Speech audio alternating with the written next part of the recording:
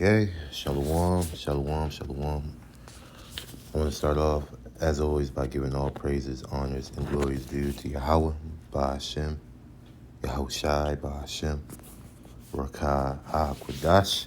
It's going to take some time for me to get used to that. Double honors to the apostles, bishops, and elders of Great Millstone who rule and teach well. And I want to give my peace, blessings, and salutations to the elect, starting with you believers, the men, women, and children, right? Helpers of the prophets, and also you fellow laborers out there that make their bodies as a living sacrifice. To you all, I say shalom, means peace, peace unto you, shalom, wherever you may be located, and may the blessing of election be upon you and your household. Shalom to the hopeful elect. Okay?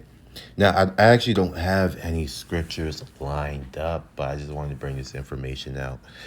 If the Lord brings any scriptures to my mind, then it will just flow through the Spirit. But I wanted to do a lesson going into the history of the Jacobite rebellion, and also why there are similarities between the Irish and the Jamaicans. Okay. And this is just proof that shows you that so-called black people or swarthy people, people of dark complexion, ruled Europe.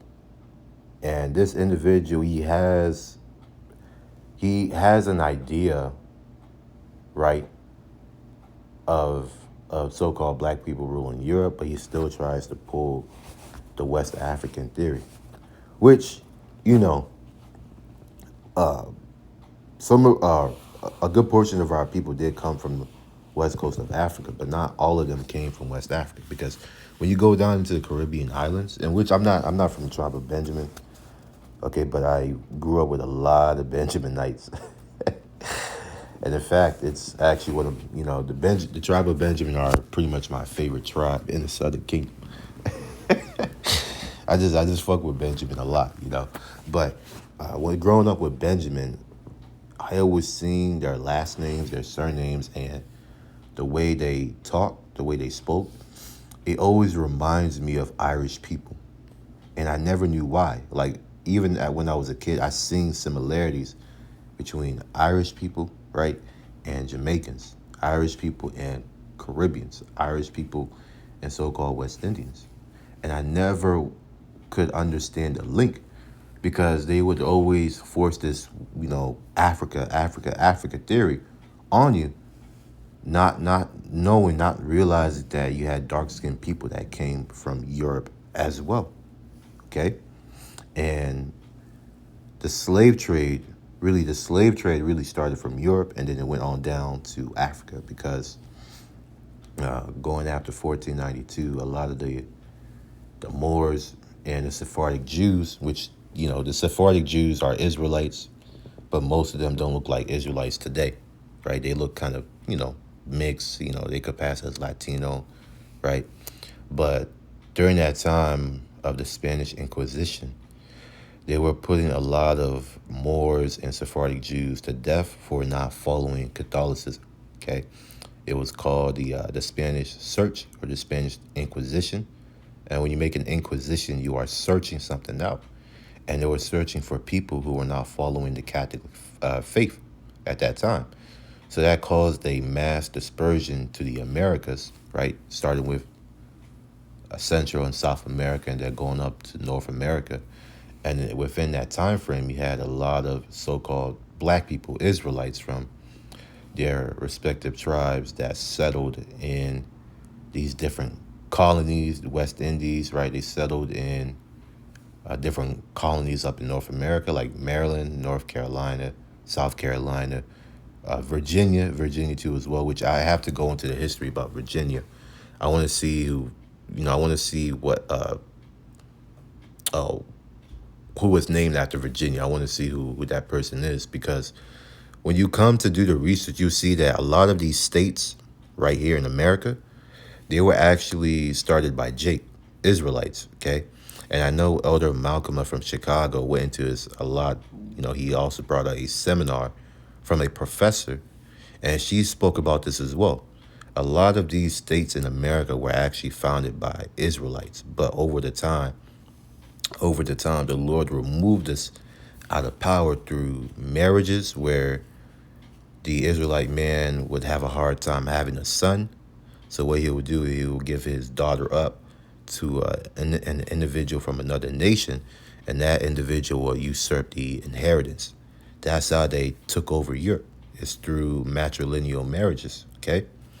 So without further ado, I'm going to play this video. I'm also going to read some passages. I don't want to make this video too long, Baba Shah, Lord willing, because I know when I get into history, man, I tend to dive off the deep end.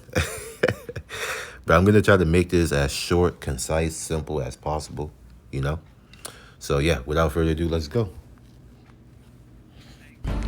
Hey guys, welcome to today's video. Today we will be going through some brief history on how Jamaica and Ireland are so closely related.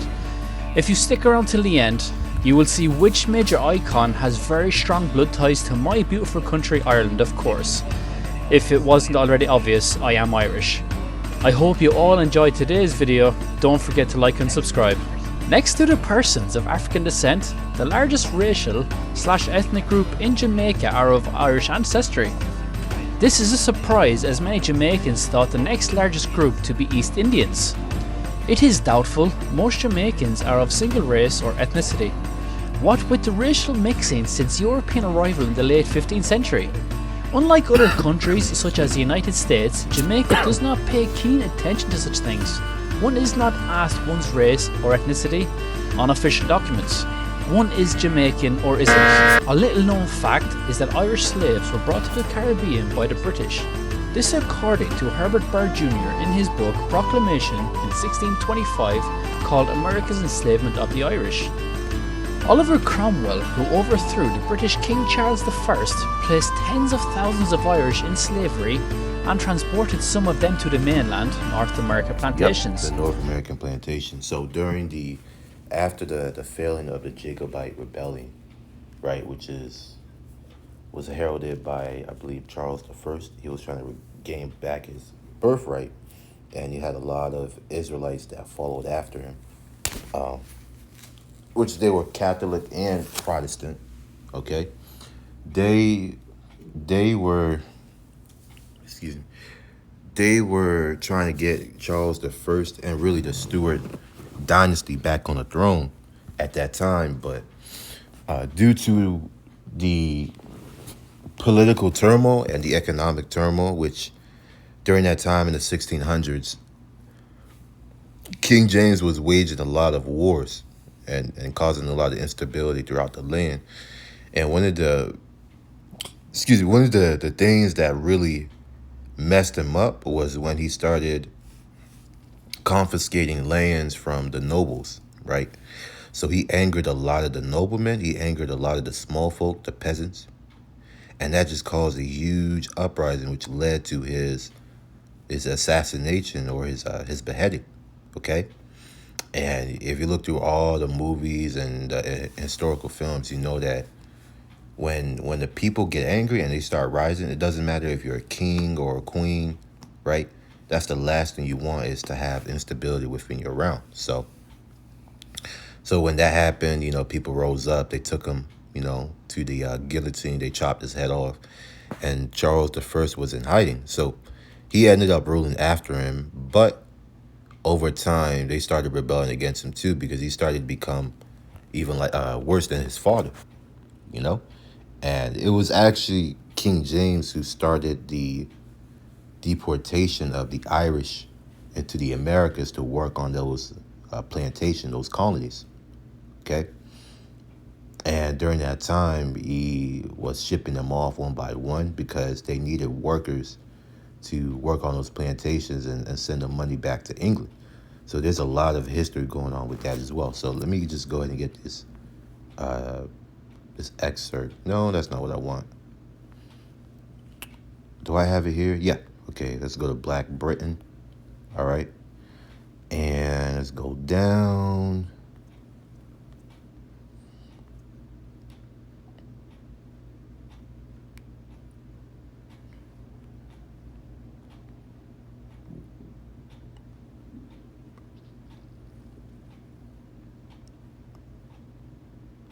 Yeah, this is Charlotte Sophia. Maybe I have to go back. Okay, I think I found it. Yeah, it says here, those who research history know that the 30 Years' War in continental Europe, 1618, 1648, and the English Civil Wars were really race wars having to do with removing black rule and hegemony in Europe. Okay, and during that time, that's also when you had the Jacobite Rebellion. Okay, during the 1600s, you had the Jacobite Rebellion, and the goal was to pretty much remove Israelites out of power, starting by the nobles and the peasants.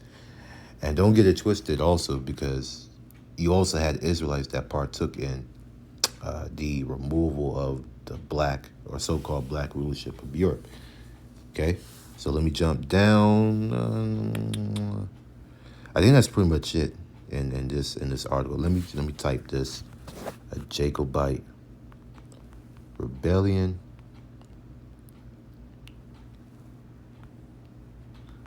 Jacobite rebellion. Yeah, let me type in real history WW.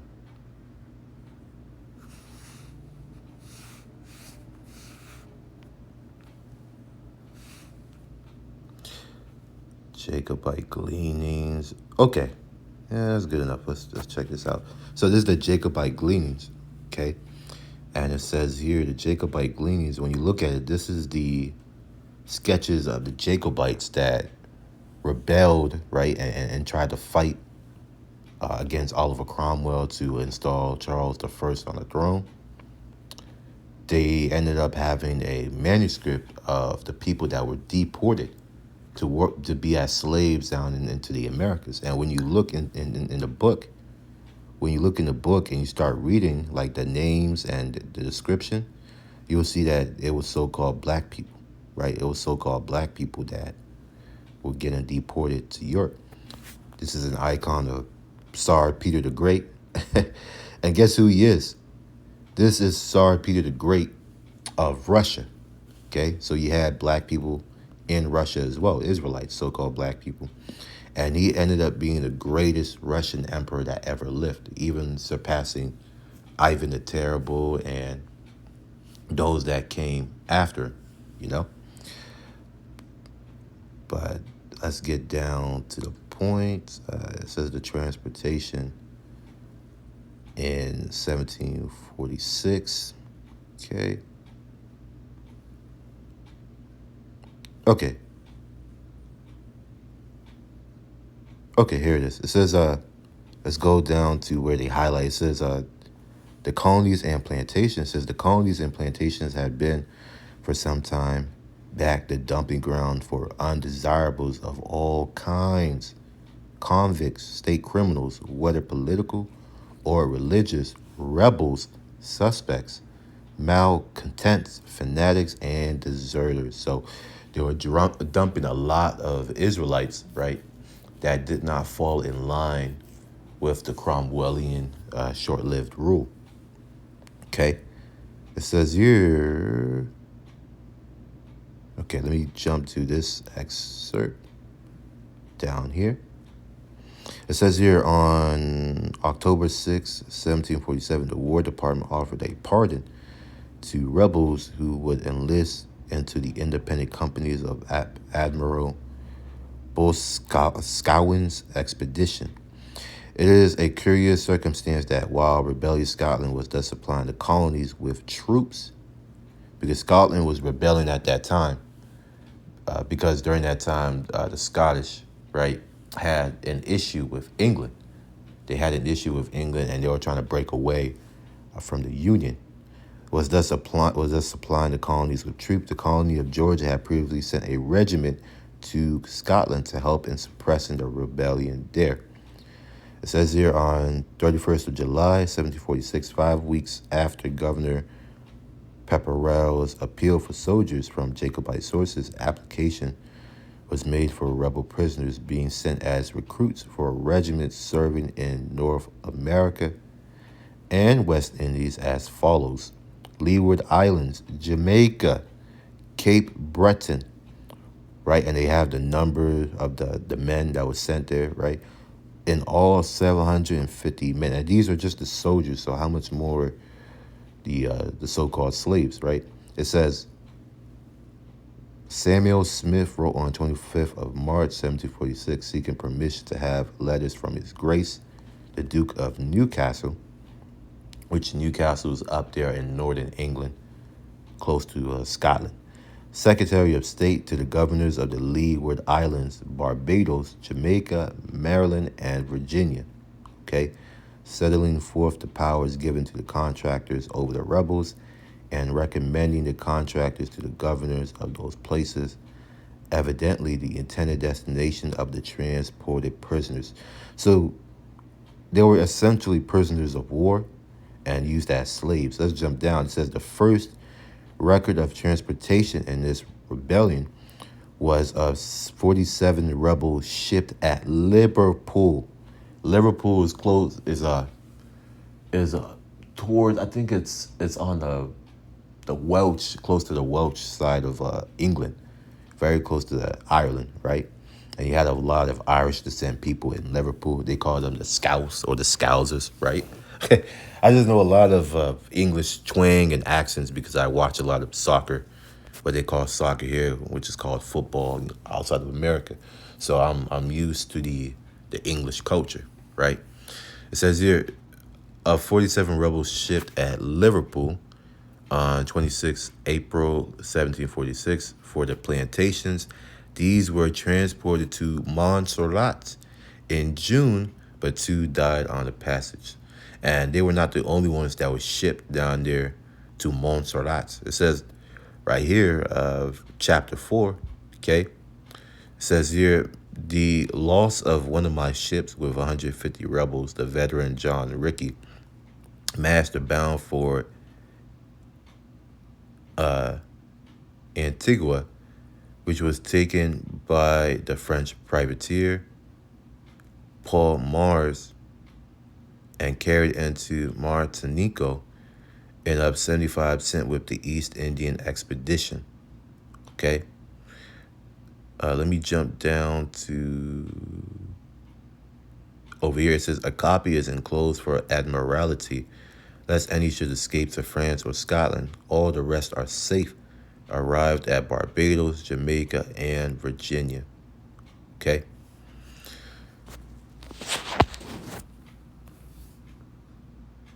So that's it right there, and it talks about the description, right, following of the 150 rebels. And then these right here, this is right here is the description list of the individuals that were shipped. There were mainly men. I'm not sure if there were any women that were shipped out. Yeah, there probably were some women, and also a couple of children. And as you can see here, you can read the names: Robert Adam Labor, his age, and the county he came from in England, Stirling County. And you can see here his remarks. He's brown skin and a smooth face.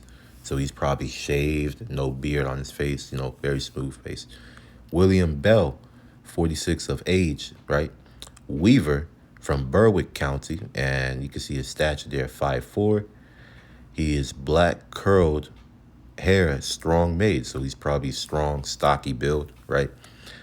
Dougal or Dougal Campbell, which I found, or I met a lot of Israelites that have the surname Campbell. They don't know that their heritage came from Scotland, Ireland, and England. And it says he's a servant at age 18 from Loch-Eba County, 5'4". It says he's brown complexion, well made, ruddy. Okay. So he probably, had a Malcolm X complexion.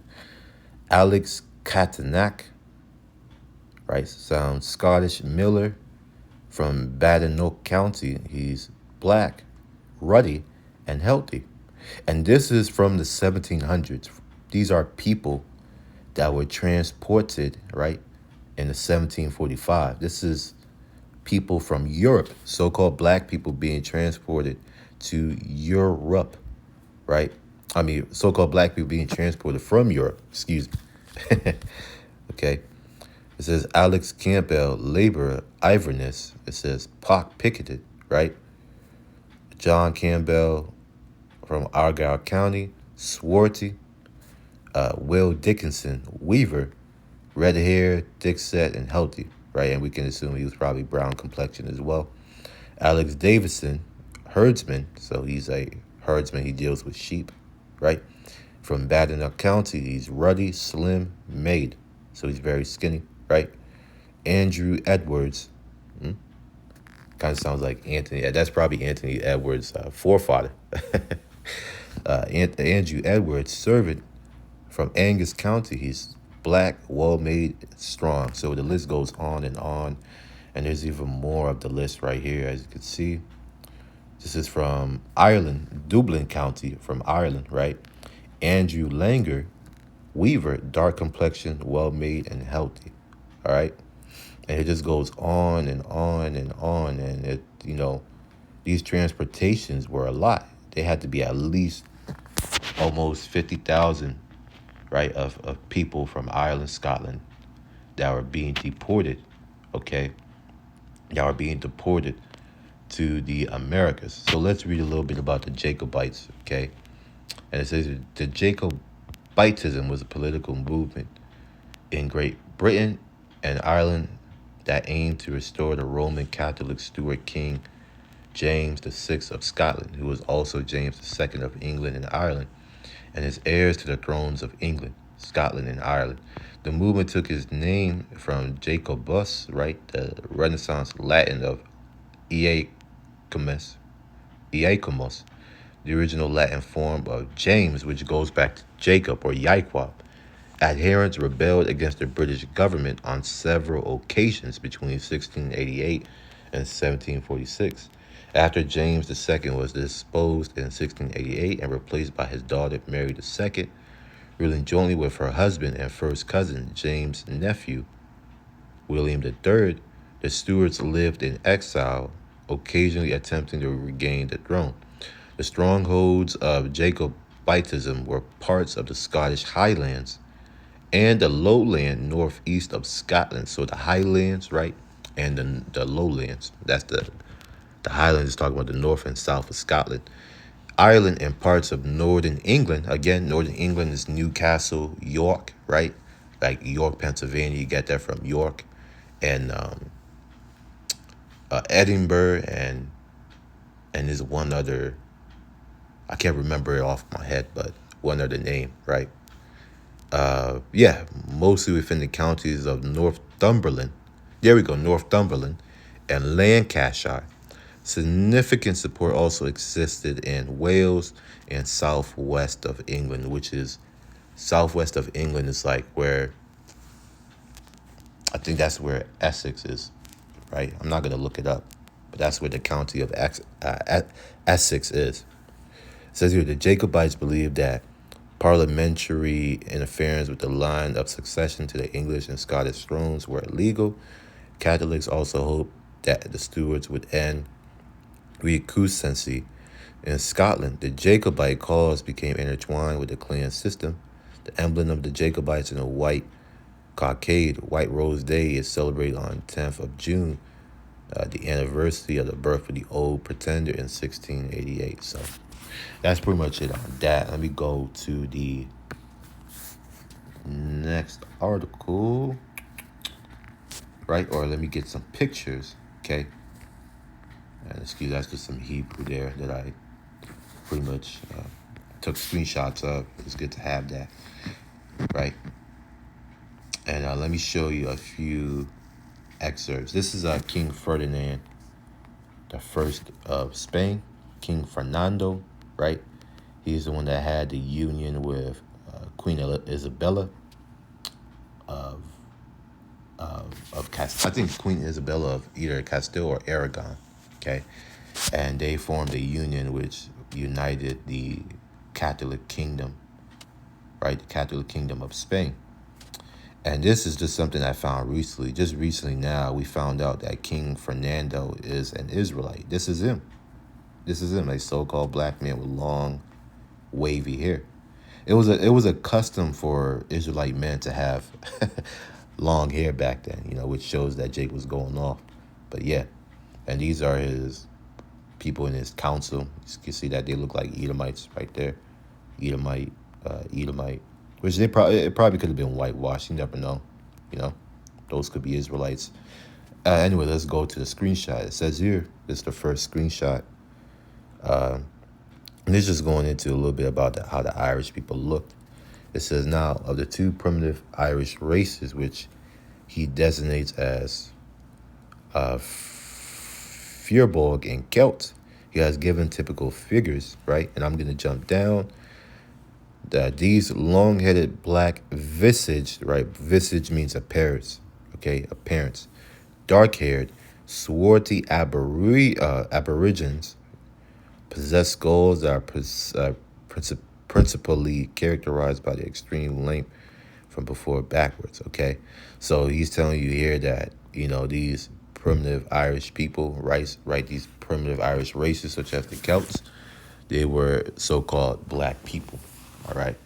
So let's go on to the next one. It says the most profitable explanation to be that it was the result of one of those piratical, which goes back to piratical descents or invasions of the Irish coast made by robber Vikings, Daners, or Black Danes. So the Vikings were also Israelites as well, but they were insanely wicked, and their ferocious allies from the island of Scotland, which were so common in the 9th and 10th centuries.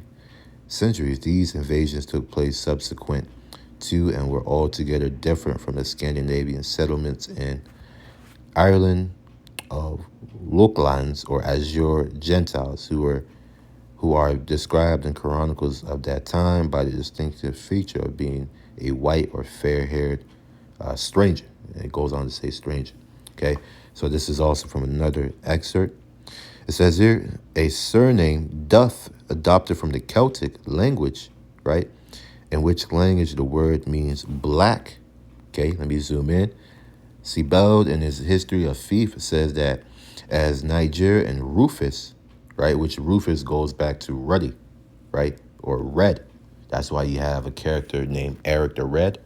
He was named that because he had a ruddy complexion. He looked like Malcolm X, were names of families amongst the Romans from the color and complexion of men.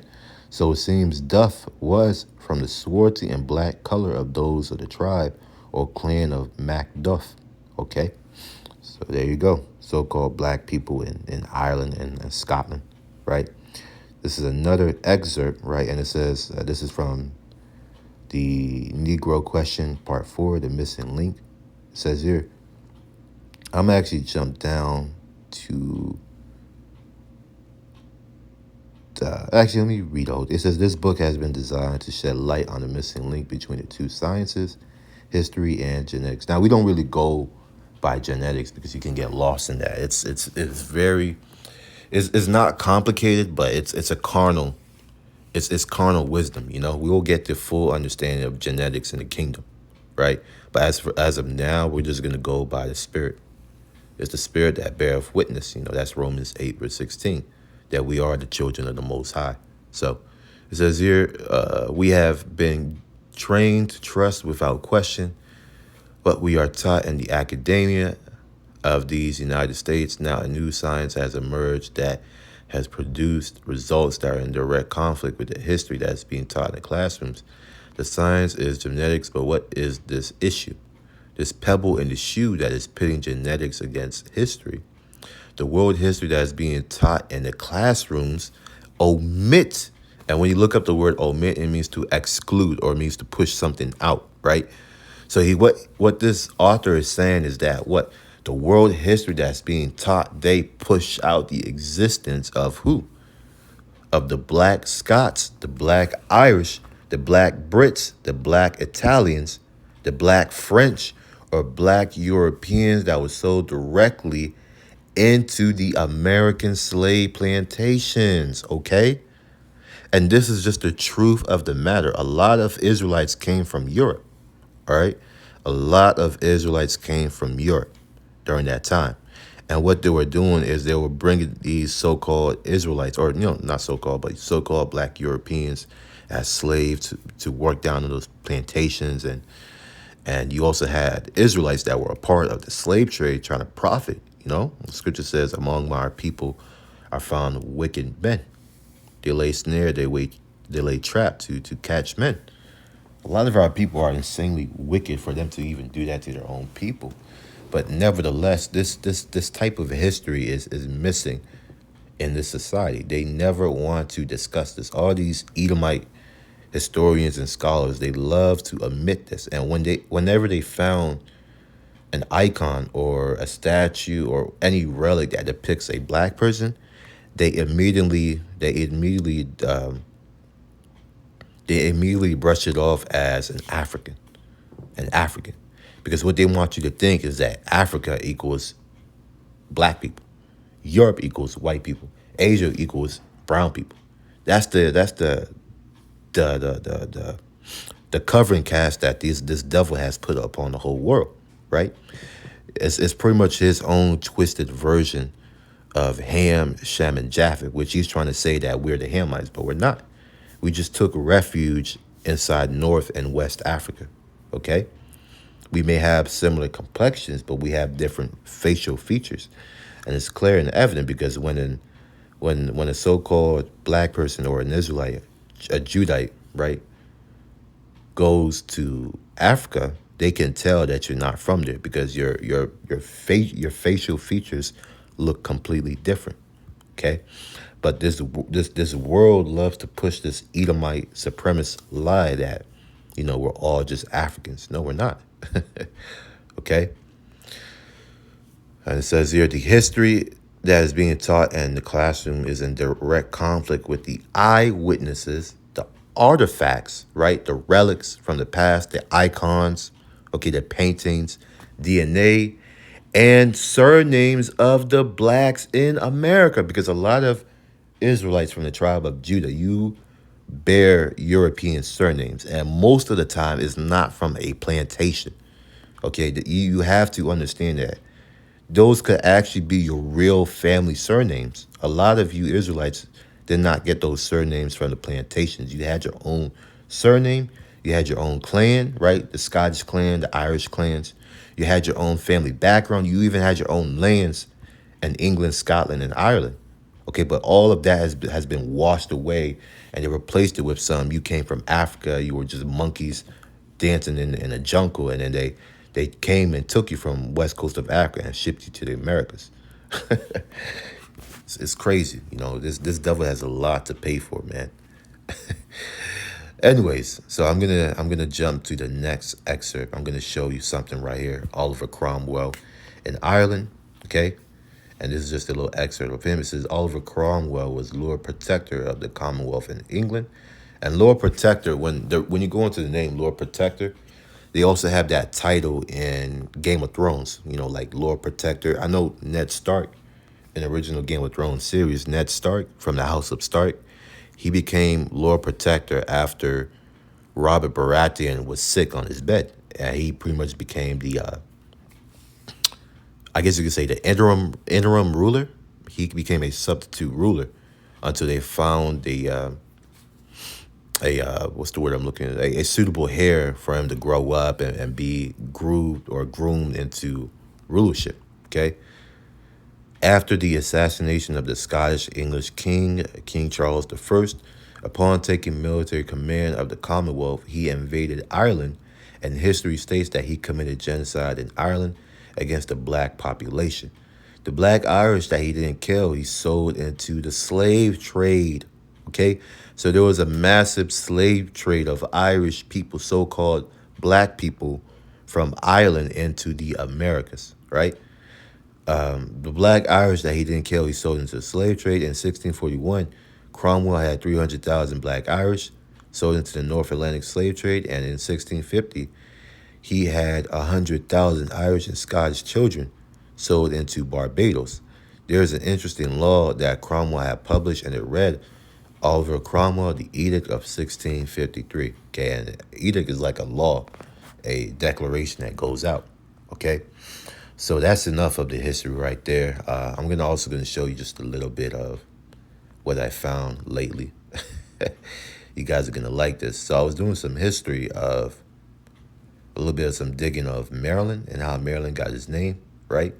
And it says here, Maryland, or Terra Mariae in Latin, was named for Queen Henrietta Maria, wife of King Charles the First of England. Okay, wife of King Charles the First of England.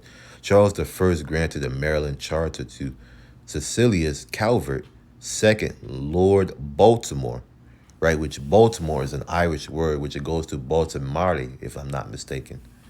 In 1632, his father, George Calvert, first Lord Baltimore, has long pleaded for the charter, but died shortly before it was granted. All right.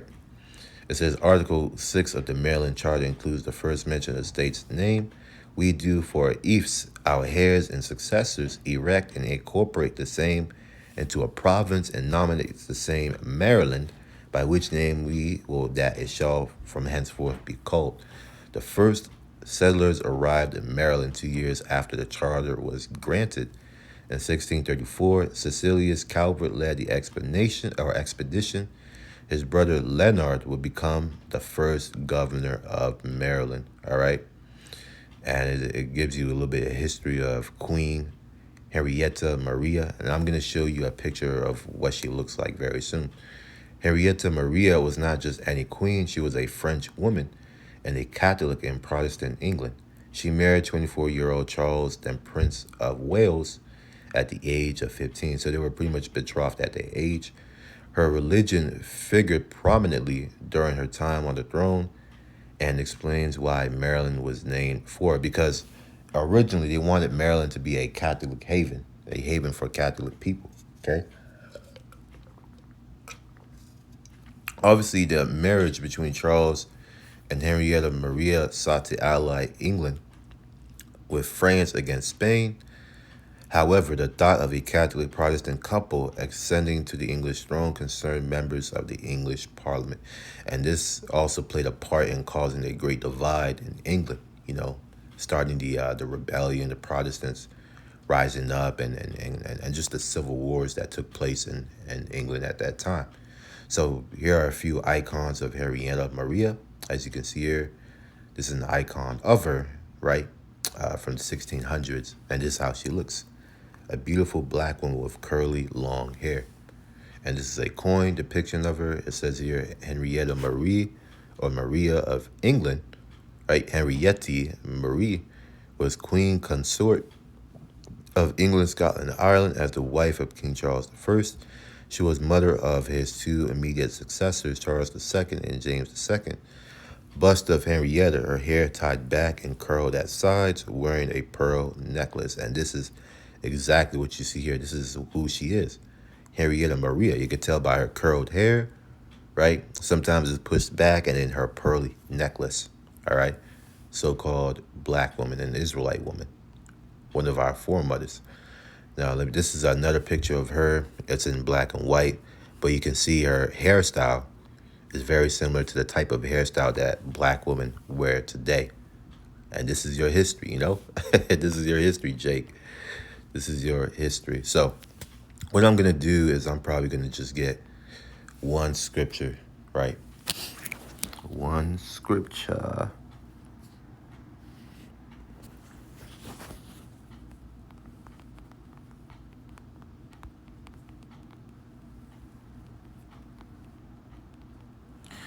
This is Isaiah 25, verse 7, and it says here, and he will, right? That's talking about the Heavenly Father through his men, will destroy in this mountain. The mountain is who? Who is the top mountain, right? The top mountain are the Edomites. They are the ones that control and govern the earth. That's Job 9, verse 24. The earth is given into the hands of the wicked, okay? And he will destroy in this mountain the face of the covering cast over all people, okay? Including the Israelites, because the history and who the Israelites are and where they are today has been hidden for decades upon decades, and now it is being revealed through the men of the Lord, starting with our apostles on down, and the veil that is spread over all nations, And we praise Yahweh Bashim Yahshai for that, because as it says in the book of John,